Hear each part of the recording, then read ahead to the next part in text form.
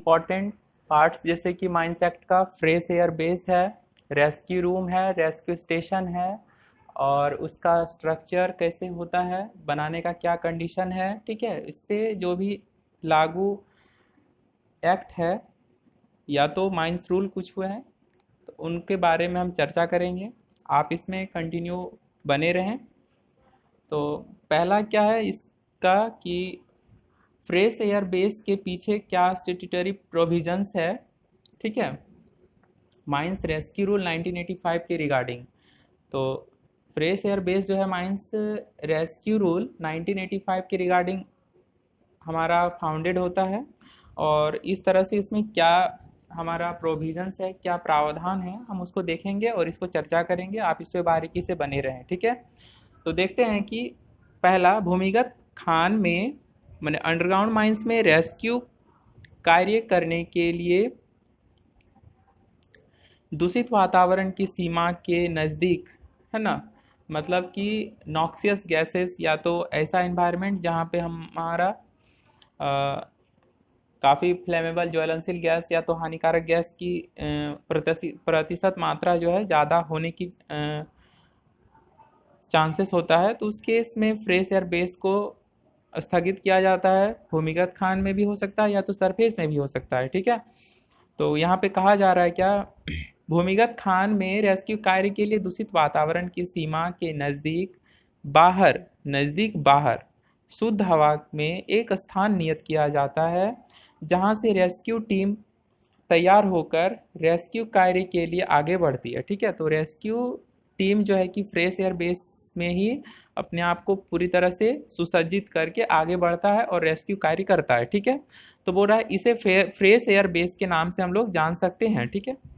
और fresh air base में क्या है ना, तब तक सामान फ्रेश एयर बेस तब तक सामान बिना रेस्क्यू उपकरण पहने व्यक्ति पहुंचा सकते हैं, और उसमें आगे सिर्फ रेस्क्यू उपकरण पहने व्यक्ति ही जा सकते हैं, ठीक है।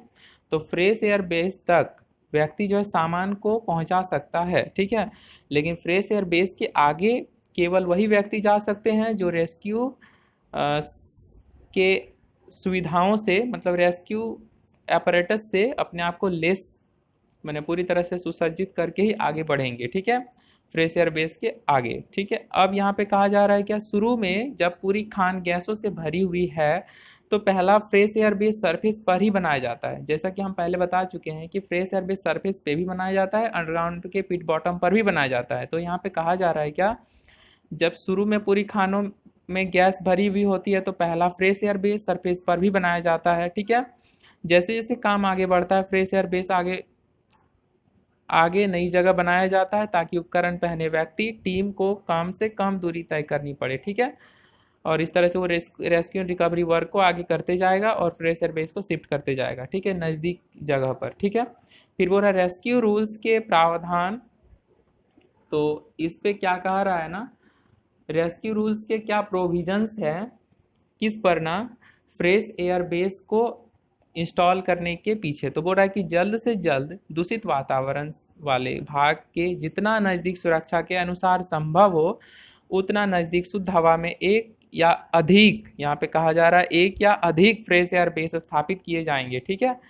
तो रूल 27 के अकॉर्डिंग, ठीक है, mines rule 1985, mines rescue rule 1985 के अकॉर्डिंग हमारा फ्रेश एयर बेस का प्रावधान है, ठीक है। तो माइंस रेस्क्यू रूल 27 के अकॉर्डिंग, ठीक है, हमारा यहाँ पे क्या कह रहा है, जितना नज़दीक हो उतना हमारा फ्रेश एयर बेस बनाया जाएगा, और उसके जस्ट हमारा एक या एक से अधिक फ्रेश एयर बेस को भी स्थापित किए जा सकते हैं, ऐसा कोई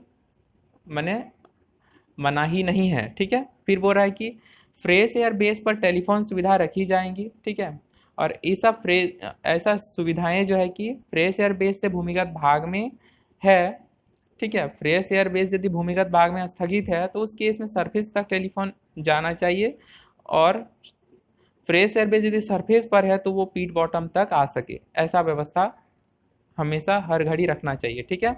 अब बोल रहा है विलंब से जीवन का खतरा होने की स्थिति को छोड़कर अन्य किसी अवस्था में रेस्क्यू ट्रेंड व्यक्ति फ्रेश एयर बेस से आगे तब तक नहीं बढ़ेंगे जब तक कि फ्रेश एयर बेस पर निम्नलिखित उपलब्ध ना किए जाएं। ठीक है, तो मतलब कि कोई ऐसा जब अर्जेंट का केस हो, मैंने अर्जेंसी के केस को छोड़कर, ठीक है, तो मैंने कोई एसेंशियल केस को छोड़कर नॉन एसेंशियल केस में जो है कि कोई भी व्यक्ति जो है फ्रेश एयर बेस से आगे नहीं बढ़ेंगे। ठीक है,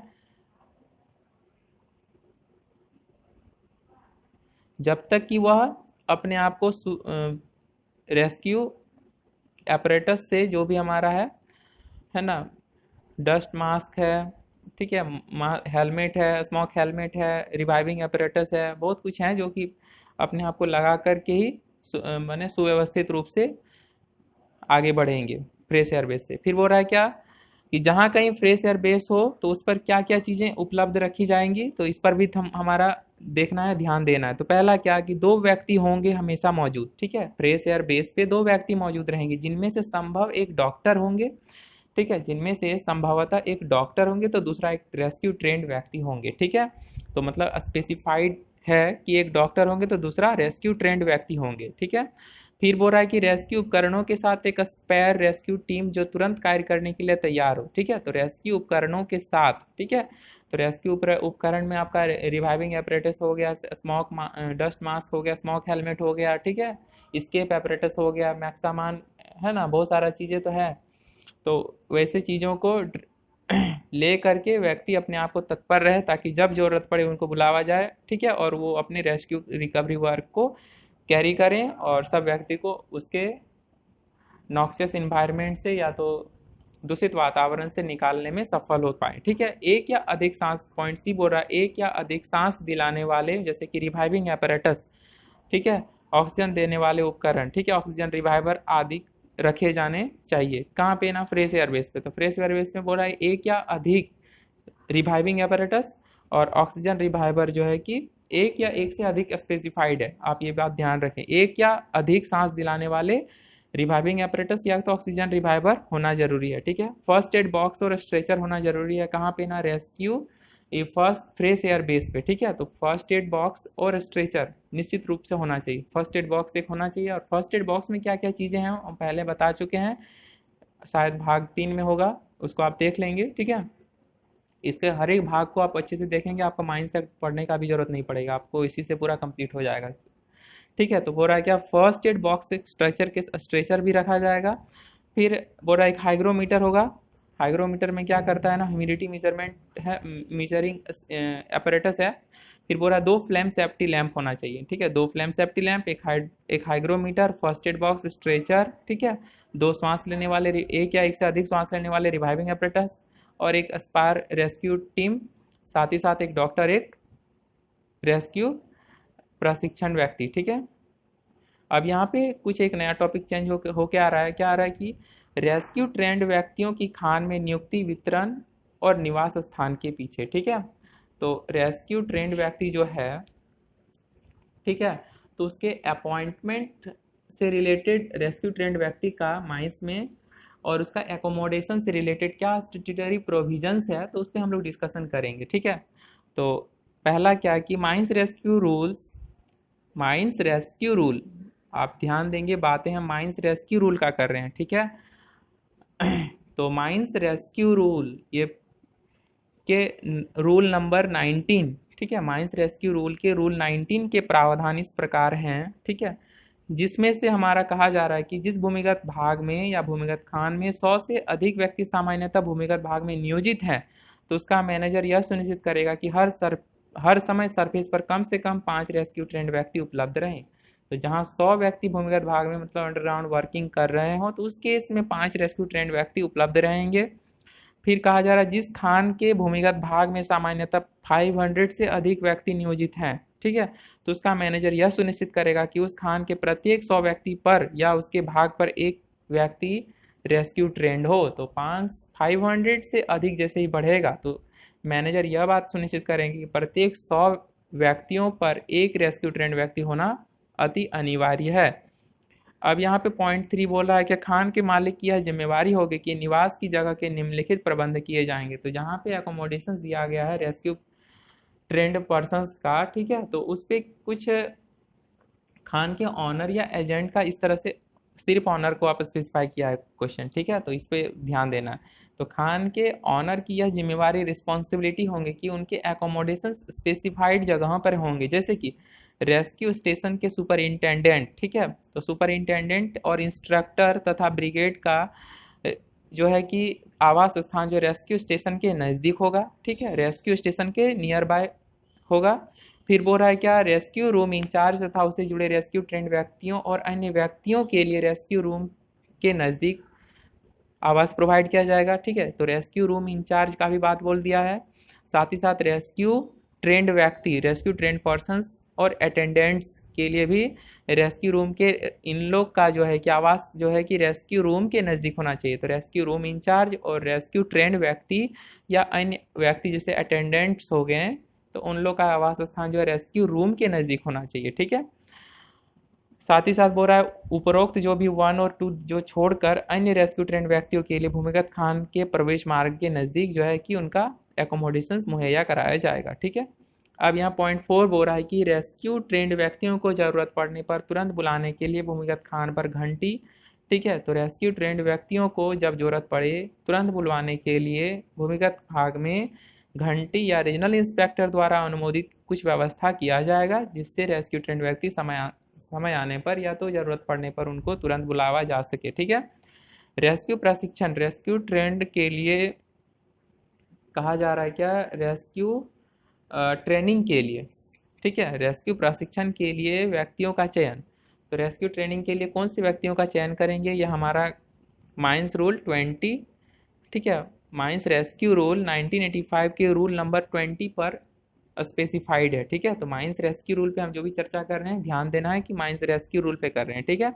तो माइंस रेस्क्यू रूल 1985 के रूल नंबर 20 में जो व्यक्तियों का रेस्क्यू, जिन व्यक्तियों का ट्रेनिंग देना है, रेस्क्यू ट्रेनिंग देना है, तो उन व्यक्तियों का जो भी क्या प्रोविजंस है, स्टैट्यूटरी प्रोविजंस, उस पर हम लोग देखेंगे। तो बोल रहा है किसी भी व्यक्ति को रेस्क्यू कार्य की ट्रेनिंग देने के लिए यह जरूरी है, तो क्या जरूरी है कि उसकी आयु सीमा जो है 21 से लेकर के 31 वर्ष का होना चाहिए और उसके पास Saint John's ambulance association India के स्तर का फर्स्ट एड सर्टिफिकेट हो। तो उनका आयु, सबसे पहली बात की क्वेश्चन यहाँ से बनता है कि रेस्क्यू ट्रेनिंग लेने के लिए व्यक्तियों का कितना जो है कि उम्र होना चाहिए, उनकी आयु। तो आयु जो है कि एज जो है कि 21 से लेकर के 30 वर्ष का होना चाहिए वह, ठीक है। और यह जो हमारा रेस्क्यू प्रशिक्षण मैंने रेस्क्यू ट्रेनिंग का जो रूल है, तो माइंस रेस्क्यू रूल 1985 की रूल नंबर 20 में स्पेसिफाइड है, ये बात ध्यान रखना है। साथ ही साथ उसके पास फर्स्ट एड सर्टिफिकेट जो कि सेंट जॉन्स एम्बुलेंस एसोसिएशन द्वारा अप्रूव्ड स्पेसिफाइड हो, ठीक है। फिर बोल रहा है कि उसका मैनेजर यह प्रमाणित करता है कि उसके पास रेस्क्यू कार्य के लिए भूमिगत खान का पर्याप्त अनुभव हो। मैनेजर यह स्पेसिफाई करेंगे कि उनके पास अनुभव हो, ठीक है, रेस्क्यू ट्रेनिंग लेने वाले व्यक्तियों का, ठीक है। फिर बोला सक्षम मेडिकल ऑफिसर उस व्यक्ति की शेड्यूल 5 के अनुसार, है ना, शेड्यूल 5 के अनुसार जांच करने के बाद यह प्रमाणित करता है, ठीक है। तो यहाँ पे सक्षम मेडिकल ऑफिसर जो है शेड्यूल कितने के ना, 5 के अनुसार जांच करेंगे कि, और जांच करके यह प्रमाणित करेंगे कि वह व्यक्ति में कोई आंगिक या तो ऑर्गेनिक रोग या तो कोई कमजोरी नहीं है तथा वह रेस्क्यू कार्य करने के लिए स्वस्थ है, फिट है। फिर पॉइंट 4 बोला है कि रेस्क्यू स्टेशन अधीक्षक, जिसको बोलते हैं सुपरिंटेंडेंट, रेस्क्यू सुपरिंटेंडेंट आवश्यक जांच और इंटरव्यू के बाद यह पाता है कि व्यक्ति ब्रीदिंग उपकरण के साथ रेस्क्यू कार्य करने में सक्षम है, तभी उन्हें रेस्क्यू ट्रेनिंग दिया जाएगा। माइंस रेस्क्यू रूल 1985 के सेक्शन 20 रूल 20 के आधार पर। अब यहाँ पे एक नया टॉपिक चेंज होकर आ रहा है, रेस्क्यू रूम, ठीक है। तो रेस्क्यू रूम एक लास्ट टॉपिक है, इसको कंटिन्यू वॉच करें, इसको भी स्किप नहीं करें, ठीक है। बोल रहा है कि प्रत्येक भूमिगत भाग या भूमिगत खान पर जहां सामान्यतः 100 से अधिक व्यक्ति नियोजित हैं, उस खान के 35 किलोमीटर के अंदर कोई रेस्क्यू स्टेशन ना हो, तो खान की सरफेस पर प्रवेश मार्ग के नज़दीक एक रेस्क्यू रूम बनाया जाएगा, ठीक है। तो कहा जा रहा है कि भूमिगत भाग में 100 से अधिक व्यक्ति नियोजित हैं, 100 से अधिक बोला जा रहा है, ठीक है, 199 होने पर नहीं, 100 से अधिक व्यक्ति भूमिगत भाग में नियोजित हैं। उस केस में खान के 35 किलोमीटर के अंदर यदि कोई रेस्क्यू स्टेशन ना हो, तो रेस्क्यू एंड रिकवरी वर्क को करने के लिए, ठीक है, खान के सरफेस पर प्रवेश मार्ग के नज़दीक खान के सरफेस पर और प्रवेश मार्ग के नज़दीक एक रेस्क्यू रूम बनाया जाएगा। रेस्क्यू रूम कहाँ पे बनाया जाएगा? खान के सरफेस पर। रेस्क्यू रूम जो है कि खान के सरफेस पर प्रवेश मार्ग के नज़दीक बनाया जाएगा। ठीक है, साथ ही साथ कहा जा रहा है पॉइंट 2 में, एक ही रेस्क्यू रूम कई खानों के लिए भी रखा जा सकता है। ठीक है, एक रेस्क्यू रूम जो है अनेक माइंस के लिए भी रखा जा सकता है। उसके लिए कंडीशन से अप्लाइड क्या है कि वे सभी खाने एक ही मालिक के हों। ठीक है, मैंने जो भी माइंस इसके अंदर आएगा एक रेस्क्यू रूम के अंदर, तो उसके लिए हमारा प्रावधान स्टैट्यूटरी प्रोविजंस ये है कि उसका जो मालिक एक ही हो। ठीक है, और सामान्यतः नियोजित व्यक्तियों की संख्या 5000 से अधिक नहीं बढ़े। तो उस केस में एक ही रेस्क्यू रूम जो है कि वर्क को सर्व कर सकता है। एक से अधिक माइंस के केस में rescue and recovery work fulfil करेंगे। ठीक है, फिर कहा जा रहा है वे सब रेस्क्यू रूम से 35 किलोमीटर के दायरे में स्थित हैं, वह सड़कों से जुड़ी हैं, यह भी सुनिश्चित करना जरूरी है। फिर बोल रहा है एक ही मालिक की कई खानों में नियोजित व्यक्तियों की संख्या यदि 5000 से अधिक हो तो डीजीएमएस, है ना, डीजीएमएस कहने का मतलब यहाँ पे सीआईएम रेस्क्यू रूम को रेस्क्यू स्टेशन की तरह काम में लाने की इजाज़त दे सकता है। तो यदि हमारा व्यक्तियों की संख्या यदि एक या अधिक माइंस जो कि एक ही ऑनर का हो, यदि 5000 से अधिक बढ़ जाएगा, ठीक है, और उस केस में 35 किलोमीटर के दायरे में कोई रेस्क्यू स्टेशन नहीं हो, तो उस केस में रेस्क्यू रूम ही जो है कि रेस्क्यू स्टेशन की तरह वर्क फुलफिल करेगा, सर्व द वर्क और rescue and recovery. On that case only initial training is prohibited in the first rescue room. Okay, तो उस केस में इनिशियल ट्रेनिंग को रेस्क्यू रूम में अवॉइड किया जाएगा, नहीं इनिशियल ट्रेनिंग को वहाँ पे नहीं व्यवस्था किया जाएगा। किस केस में ना 5000 से अधिक बढ़ेगा तो रेस्क्यू रूम को जब रेस्क्यू स्टेशन बनाया जाएगा तो उस केस में इनिशियल ट्रेनिंग को नहीं किया जाएगा, है ना। साथ ही साथ बोल रहा है ऐसे रेस्क्यू रूम में 2 घंटे वाले सेल्फ कंटेंट ब्रीदिंग एपरेटस जो कि 15 सेट अलग से रखे जाएंगे। ठीक है, तो जितना ज़रूरत है उससे अधिक और 15 हमारा सेट किसका ना सेल्फ कंटेंट ब्रीदिंग एपरेटस का 15 सेट जो कि 2 घंटे का जिसका लाइफ हो। ठीक है, 2 घंटे वाले सेल्फ कंटेंट ब्रीदिंग एपरेटस का 15 सेट अलग से रखे जाएंगे और रेस्क्यू रूम का इंचार्ज मैनेजर सर्टिफिकेट वाला व्यक्ति होगा। उस केस में यहाँ पे फर्स्ट और सेकंड नहीं मैनेजर स्पेसिफाई किया है, सिर्फ स्पेसिफाई किया है कि मैनेजर सर्टिफिकेट होल्डर व्यक्ति ही जो है कि उस केस में रेस्क्यू रूम का इंचार्ज होंगे। ठीक है, अब यहाँ पे नेक्स्ट पॉइंट 3 बोला जा रहा है क्या, किसी भी फायरी सीम या द्वितीय या तृतीय डिग्री की गैसीय सीम वाली खान में चाहे भूमिगत भाग में नियोजित व्यक्तियों की संख्या कुछ भी हो। ठीक है, किसी भी फायरी सीम, ठीक है, फायरी सीम हो या तो डिग्री या डिग्री 2 गैसीय सीम हो, तो उस केस में भूमिगत खान में नियोजित व्यक्तियों की संख्या कुछ भी हो, डीजीएमएस अलग से रेस्क्यू रूम बनाने को कह सकता है। ठीक है, तो यहाँ पे हमारा डिग्री 2 या डिग्री 3 माइंस या तो गैसीय माइंस यदि हो तो भूमिगत खान में जैसे भी व्यक्तियों की संख्या यदि हमारा 100, 500, 5000 ऐसा कुछ भी हो उससे मतलब नहीं, लेकिन डीजीएमएस जो अलग रेस्क्यू रूम बनाने के लिए सीआईएम अप्रूव कर सकते हैं। ठीक है, फिर बोल रहा प्रत्येक रेस्क्यू रूम पर एक रेस्क्यू रूम इंचार्ज होगा और प्रत्येक रेस्क्यू रूम पे एक रेस्क्यू रूम इंचार्ज होगा। रेस्क्यू रूम में उचित संख्या में रेस्क्यू ट्रेंड व्यक्ति रखे जाएंगे, हर समय पर कम से कम एक रेस्क्यू ट्रेंड व्यक्ति रेस्क्यू रूम पर ड्यूटी पर रहेगा। ठीक है, इस प्रकार यह हमारा पार्ट 5 कंप्लीट हुआ है। ठीक है, आने वाला और भी जो कुछ 1-2 वीडियो बनेगा इसमें, ठीक है, माइंस एक्ट, माइंस रूल पर। ठीक है, तो आप इसे कंटिन्यू वॉच करेंगे और इससे होने वाले जो भी लाभ से अपने आप को लाभान्वित करेंगे। उम्मीद करते हैं ये सेशन आपको अच्छा लगा, और यदि अच्छा लगा तो आप इस पर लाइक करें, सब्सक्राइब करें और इस प्लेटफॉर्म को और आगे तक ले जाएं। Thank you.